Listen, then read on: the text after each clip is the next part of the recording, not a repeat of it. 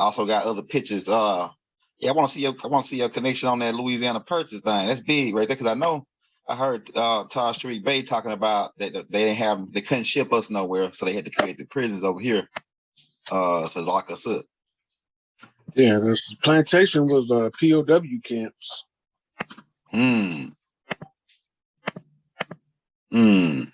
They use everything that we already had over here. They just making us think that it's from the 1800s or something like that. They built it when they got here. But that's why we're going over to the castles on the land. Hey, I gotta make a correction too. We hot on YouTube? Yeah, we hot right now. We hot and live.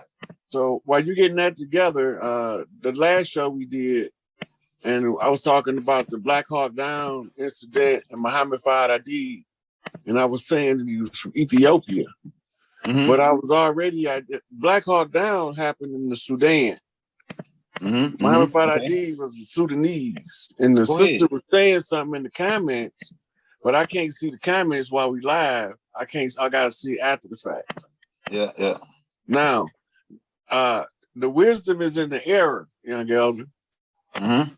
So it was a post that I was supposed to have been put up about the 9 ether. And I hadn't done it. And part of the 9 ether philosophy from the sacred parchment scroll of Black supremacy and the Holy Pibby was that Ethiopia stands for Ether Utopia. That's Brother Rich calling me here. I had to catch him when I get off of here. Yeah, Brother Rich wants you to go live too. Everybody trying to get you on, man, because you the hot phenomenon right now. You the hottest nigga in the game right now, man. Everybody wants you on live. So and then it's about to get ready to take back off again, because it's starting to get cool off. So everybody gonna be on YouTube listening. It's gonna be more people on YouTube now during the winter solstice. You know what I'm saying? More people in the house sitting, and they just like trying to absorb information. So we're finna get ready to take back off. We gave him a little break right there, but it's about to get ready to take off now. All right, I got that. I'm gonna switch to the laptop now, then we can take off. Hey y'all, we in the building. How castles turn into prison with the legendary Brother Rod Hayes. Hit that like, hit that subscribe. We're gonna be dropping his Cash App in the links if you want to show him some love. He don't do it for the money, but if you want to show him some love because he's putting in his work for us, we're gonna drop the Cash App in the links and we're gonna pin it in the messages. Let me switch to the laptop, and then we're gonna get the chat pulled up and we can take off.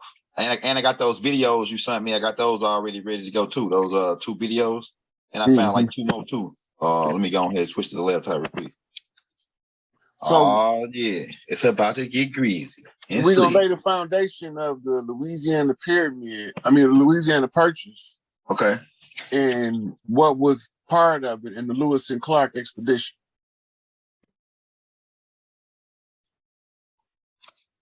So when you get ready to pull up the pictures, it's going to be the one that got the Port of New Orleans.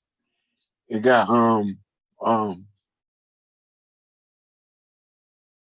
you got all that stuff already on it. Port of New Orleans, the Louisiana Trail that they took, Lewis and Clark Trail that they took, and all that's in the same folder.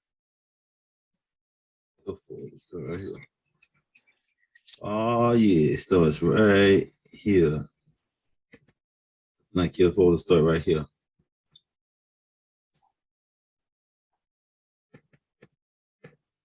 No, I want to start with a map of the Louisiana. Okay, I got you then.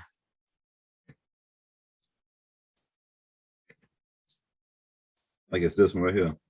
Mm-hmm. See if we blow it up for us, we can read it. I'm gonna blow it up. You see where it say Louisiana in the green? Yep, right here. Acquired by U.S. in 1803. All right. Louisiana Purchase was one of the largest real estate deals in history.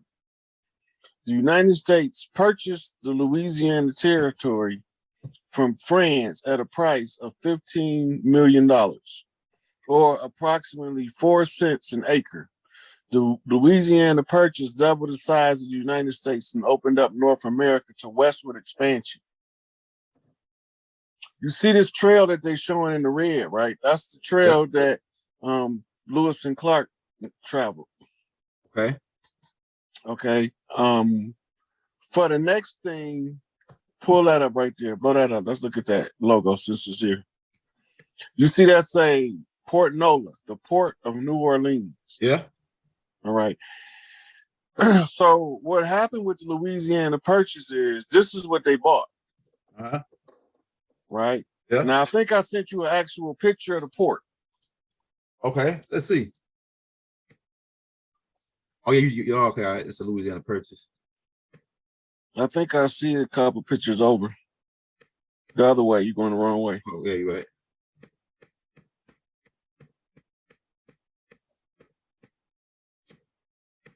Go back, go back, go back. You just passed it.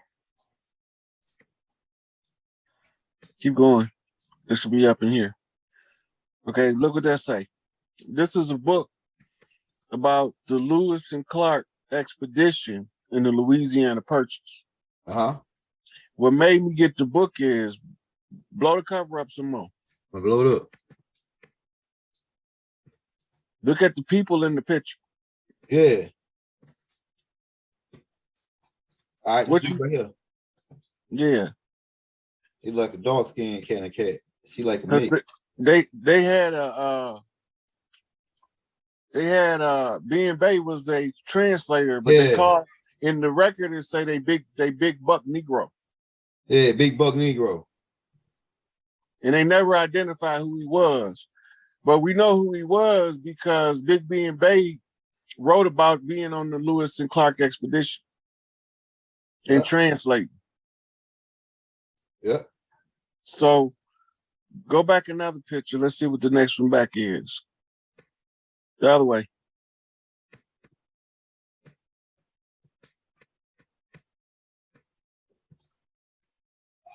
Yeah. So this is what we was supposed to be talking. These talking points. Uh-huh. Right. So you got to remember, they said that the Louisiana Purchase was one of the biggest land purchases, real estate deals in history, right? Uh-huh. But they only bought the port. They only bought the port. All right, go ahead, get that head. Get a rock. Okay, now the purchase agreement grants the protectorate right that the French had to secure the organic people against the invading hordes coming from the east, where we call them English, Dutch, French, Spanish conquistadors, nobles, the black nobility, aka the goddamn white man. Okay. Go ahead. And the white man ain't white. Nah, we know that. Yeah, go ahead. Right. Okay, now, so we know that they purchased it, but we don't know about the protectorate agreement. Uh-huh. When they sold the port of New Orleans, they actually sold the protectorate rights as well. They didn't sell the land. Mm-hmm. Yeah, go ahead. I'm with you. Now, what Lois and Clark did was a land survey. Mm-hmm. This is why they traveled across to the Pacific Ocean. They knew where they was going because that was a major port town up in that area where they went. Mm-hmm. Let's go back to the map and look at where they went again.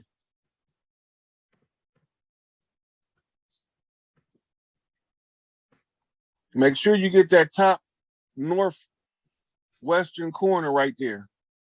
That's what we want to look at. We want to see what's over there. Where did they go? Say the fort. Hold on. I got a better. It's a better one in here. Oh, it's a better one. It's right here. Not the Louisiana Purchase. No, I'll go back right here. All right. They went to Fort Chastop. Spot. I can't see it clear enough. Yeah. But I can see the fort part. Yeah, it say Fort. I don't know if that's a T or L. It says Fort Pops. And the Nez Percy tribe. I heard of that tribe. The Blackfoot. It says Blackfoot, Shoshone, Nez Percy, Fort Mandan. That's over here, right here. All these are showing the people they interacted with when they stopped, where they met them at. Uh-huh. These was already settled lands because everywhere they stepping at, it's a tribal village. Uh-huh. Right? That's why they know who is the Sioux, who is the Floyd, right? Who is St. Charles? Well, who do they run into in St. Charles? All of these is settlements. Uh-huh. All right, now, the natural land barrier was the Appalachians on the east, which would have been in the area that's pink. Uh-huh. In the United States at the time, wasn't that big. It was only the original 13 colonies. Uh-huh. Right? Uh-huh. And the French was losing the war to the indigenous people, and they sold the Protectorate agreement with the Port of New Orleans to the incoming legal fiction or bankers called the United States Court. Okay. All right. So from here, we need to know when they looking at the land, what are they looking to see? Who live in the castle? Yeah, who live in the castle? So a lot of people don't know there's castles on this land. So we're gonna run them videos so they can see some of the castles. Okay. And then we're gonna go over what they did with them. All right, I got you.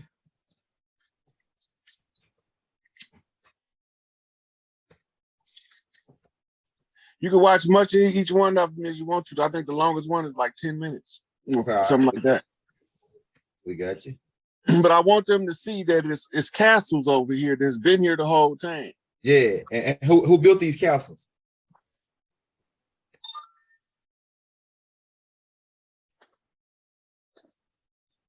Hey, who built the castles, Brother Rod? Who been here the whole time? We were. Exactly. So you got to remember, they doing the land survey. What is they surveying the land for? To steal it? Look, George Washington said that when they came across the land, there was people that was rulers, but they didn't rule over nobody. What? Go ahead. Right? So they had to, somebody got to be the subject. Uh-huh. Right? Well, if you got a subject, you know you're going to need a predicate. Uh-huh. Right? Noun and a pronoun, an adjective and the verb. We're going to put the whole sentence structure out there. Uh-huh. Right? So the sentence is they was searching the land to see who was living in these elaborate places right here. This is real critical to understand, and this is why it's critical for us to go over these videos. See if you can make it full screen so I can really get good look. Yeah. You ready? Yeah. Amazing castles, your mind may automatically jump to Europe, and you'd be right. Luckily, though, Europe is not the only place that has these amazing pieces of history. And even in the much younger United States, we have our own fair share of castles that are well worth a visit. So let's plan our next road trip. From Italian-inspired architecture to massive estates. Stay tuned to #1 to find out which castle was moved all the way from across the pond.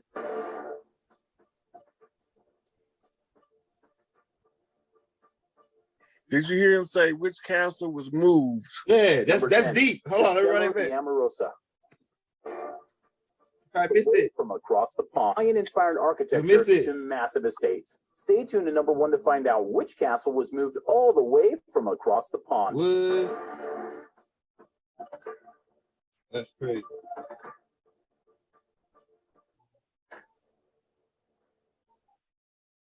#10, Castello di Amorosa. If you want the feel of an Italian wine farm in the beauty of the California landscape, then Castello di Amorosa is just the place for you. Italian-style architecture and fine Italian wines are all found just outside the town of St. Helena in the Napa Valley. Unlike most castles you may hear about or could be lucky enough to come across in your lifetime, this castle's construction began only in 1994 and was the vision of a fourth-generation Italian winemaker and entrepreneur, Dario Satui, who spent much of his life discovering medieval castles and wineries throughout Europe. He fell in love with 13th century Italian Tuscan style architecture and took 13 years to complete the construction. See where it say Tuscan style? That's Moorish. Yeah, go ahead, bro. In on there. What you said? Where it say Tuscan style architecture? Yeah. The Tuscans is the Etruscans. The Etruscans is the Moors who settled Rome. Yeah. Okay. We with you. Right. Uh-huh. And they saying that this was just built less than 80 years ago. Uh-huh. Right. Uh-huh. This castle we looking at was supposed to be built approximately 1944. Yeah. All right. Just keep that in mind, but keep looking because they're not gonna tell you when some of them was made for a reason. Right. Go ahead. I'm gonna play it. Today continues the tradition it started in 2007 and is primarily a wine farm, specializing in Italian wines and often hosts parties and weddings alike on its premises. Interestingly, despite its use as a wine farm, this modern example of a castle comes complete with a drawbridge and a dungeon, as well as a torture chamber to enhance the feeling that you are actually in a centuries-old castle. There is no mention as to whether or not the dungeon and torture chambers are used on people who drink too much of their wine, though, so we suggest you proceed at your own risk. They cracking jokes now. Castle. Situated along... What'd you say? I said they cracking jokes now. That's a adrenochrome joke. On the St. Lawrence River near New York City, the Bolt Castle... I think Birdman bought one of them castles on an island like that. Look, this was in New York City. Oh, go ahead. Lies among the spectacular Thousand Islands, and construction of this property started back in the year 1900 by millionaire George Bolt. He wanted to build the castle as a tribute to his wife and stated that it would rival any European castle of the time. But unfortunately, Bolt's wife fell ill and passed away just months before the completion. Devastated, Bolt halted all construction and never visited the island again, leaving the incomplete castle behind as a monument to his wife. From there, the castle would stand empty for 73 years. But in 1977, the Thousand Islands Bridge Authority decided to begin its restoration, and at last, the castle was built up to what it was meant to be. Today, it's a popular tourist attraction. Hey, I wonder if that dude was a Moor. You know what I'm saying? Listen, go ahead. Pay attention to what they're saying. Is it more likely that he stopped construction or that the building's so old it was deteriorating? The building. Look at it. The building's so old. Yeah, they say the construction was started in 1900 and it stayed vacant for 70-something years. And then they went back and rehabbed it and finished building the castle. My question is, was they really rehabbing it from being incomplete, or was they working on the damage that was done over the years of being unoccupied through natural deterioration on a structure that old? Look at it. That's right. That's right. That's masonry right there. And we know that they ain't had that skill. But keep going. Let's keep going. All right. And weddings are even regularly held on the island. This castle is a great example of the power of restoration, and even though it was only opened in the early 1980s, it's a great example of 20th century architecture combined with rustic beauty. You see them say Coral power castle. of restoration? Yeah, they just upgraded it and like fixed everything back up, but it's been around for a minute. Keep going. Located just outside of Miami, Florida, the Coral Castle is very special for two reasons. That's at First, release. that it is not strictly a castle at all. And second, because the entire project was done by just one man. As we mentioned already, the Coral Castle is not really a... And just that thing, that Venerian dude, what his name is? Yeah, Richard Leakskin. Yeah. The Bible said he was a historical castle, but rather a collection of stones gathered in different shapes. Some of them do indeed resemble the shape of a house, complete with stone tables and chairs, while some of the others are just small piles of rocks that loosely resemble Stonehenge. Also, as we mentioned already, the entire place was built by just one man, a Mr. Edward Leeds Skelman, back in 1923. Interestingly, though, a lot of the construction here is shrouded in mystery due to Edward building it all by himself using nothing but ropes, pulleys, picks, and winches to move some very large stones. In all, the construction of the Coral Castle took 28 years for him to complete. Despite the name Coral, the castle was actually constructed entirely from limestone, and for decades, it had a perfectly balanced stone gate that was so easy to open that even a child could open the door with just a slight push. Today, though, the formerly perfectly balanced door's hinge has finally rusted away. While it is still a great tourist attraction, and people often stop by to admire the marvel that is the Coral Castle, the door takes a bit more effort to open. Hey, that dude, yeah, Baba said he was a Venerian, that dude there. And the man from Planet Ridge did. More expensive than ever, but I just discovered a money-saving alternative. Are you still using... Number 7, Bannerman Castle. Located just 60 miles up the Hudson River from New York, there is a castle which today is only a shell of its former glory.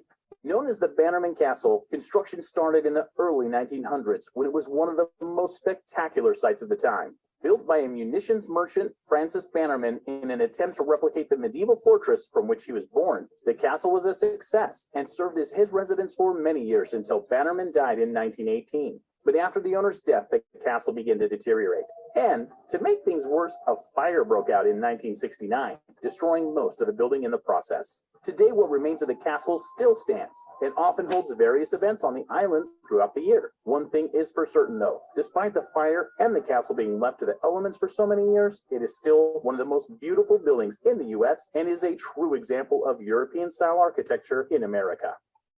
Number 6, Biltmore Estates.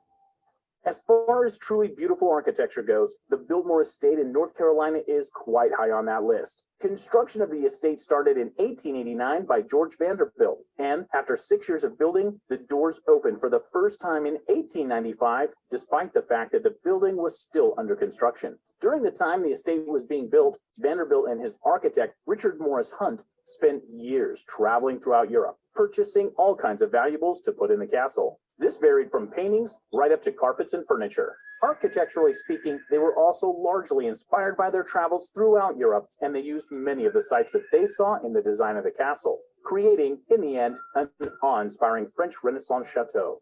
Today, the castle is still under full operation and now even includes award-winning wines and tours of the vineyards. It also has its own bowling alley and its world-renowned 70-foot ceiling banquet hall.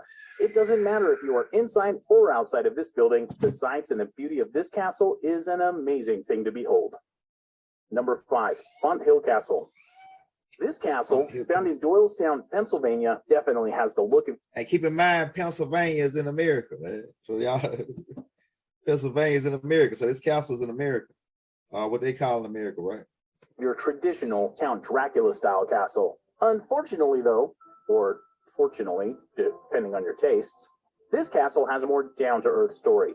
Built between 1908 and 1912, the Font Hill Castle was the creation of Henry Chapman Mercer, an archaeologist, anthropologist, ceramist, scholar, as well as antiquarian, who clearly couldn't decide on just one field to follow. Originally built as his private home and showplace for his collection of tiles and prints, he used this home as a base of operations during his lifetime. After he passed away, however, he wished for his massive, multi-million-dollar castle to be turned into a museum, with the caveat of allowing his own housekeeper to have living rights inside the castle, where she lived out the remainder of her days until 1975.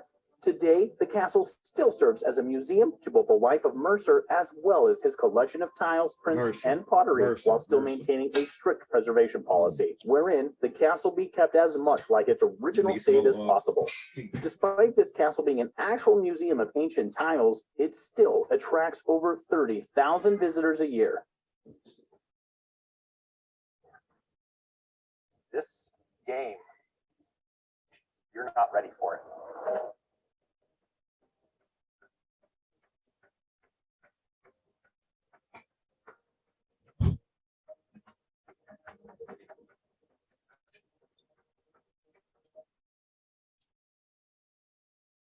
Number 4, Thornwood Castle.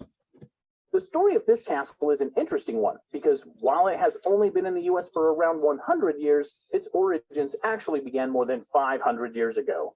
Chester Thorne is the brain behind this castle with 2 H's. While in England in 1907, he bought a 400-year-old manor before deciding that, although he liked it, He would like it much better in the US. So good old Chester decided it was a good idea to have the entire building dismantled and then shipped brick by brick over to Washington State in the US. He then hired famed architect Kirtland Kelsey Cutter to painstakingly reassemble the entire manor. The construction of the castle took 3 years to complete, after which Thorne presented the Elizabethan-themed castle to his wife as a display of his love.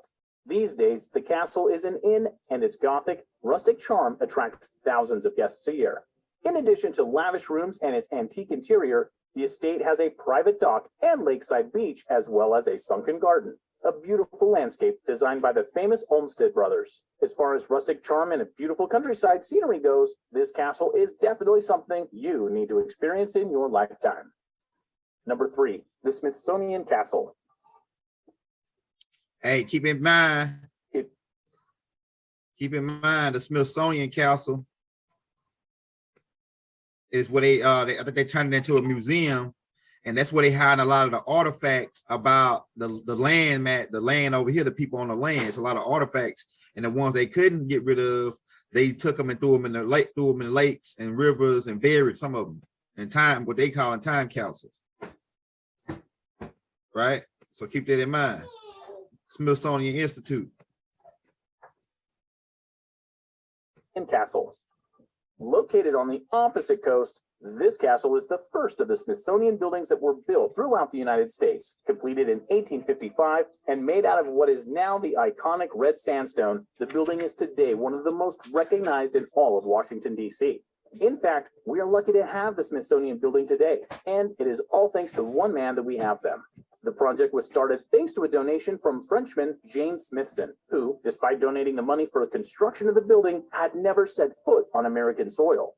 Originally, the building was the home of Joseph Henry and his family, Joseph being the first secretary of the castle, and today, a statue of him stands outside the building. Although it started out as just the one building, more government buildings as well as museums were built around it over the years, molding it into the spectacle that we know of today. And as a tribute to James Smithson, his crypt can now be found near the north entrance of the building. Have you ever visited any of the Smithsonian buildings? Let us know below. While you're there, remember to subscribe to our channel and hit that like button. Number 2, Castle Gould. Situated a few minutes from New York City, the land on which Castle Gould stands was first bought back in 1900 by Howard Gould, husband of the then famous actress Catherine Clemens. After buying